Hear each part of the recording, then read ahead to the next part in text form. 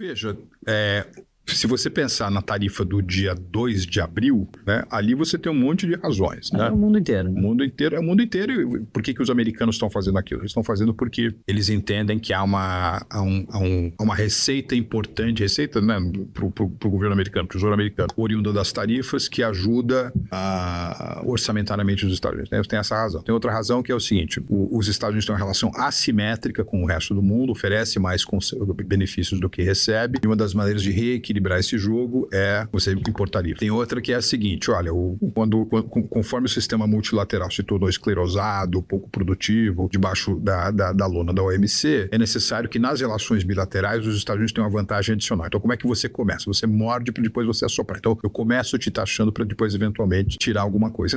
Aí você tem essa história que é um pouco aquela história da armadilha de Tucídides, né? Do Graham Allison, professor de Harvard. Os americanos estão operando, eu acho que desde pelo menos 2013, se eu não me engano, que é a publicação do livro, numa moldura conceitual, que é o seguinte: você tem uma potência ascendente, que é a China, você tem uma potência que está no topo do mundo, que são os Estados Unidos. A tendência aqui é isso virar um jogo de soma zero. Quanto mais a China sobe, mais perto do declínio americano se torna. Quanto mais os Estados Unidos mantêm-se nessa posição, mais você retarda a ascensão chinesa. Então, também tem essa motivação da China. Isso em relação a 2 de abril. Agora, em relação aos 40% adicionais, você pode dizer que é só político. Mas você vai conversar enfim, eu tive muito essa conversa com os americanos. Eles acham que a tarifa média que nós cobramos deles é muito maior do que eles cobram de nós. Eles não estão muito errados. O Brasil é um país extraordinariamente protecionista, né, em muitos setores. Vou te dar um exemplo, né? Eu e minha mulher tivemos o primeiro filho em 2009. Quando o neném tava, quando a minha mulher estava grávida, a gente falou que a gente queria comprar um determinado carrinho para bebê, né? Então a gente fez a seguinte comparação: ou a gente compra esse carrinho de bebê, ou então a gente pega esse mesmo valor, vai passar 5 dias em Miami, ficando no hotel 4 estrelas, comendo e jantando de maneira módica, comprando o carrinho de bebê e voltando pro Brasil, tá certo?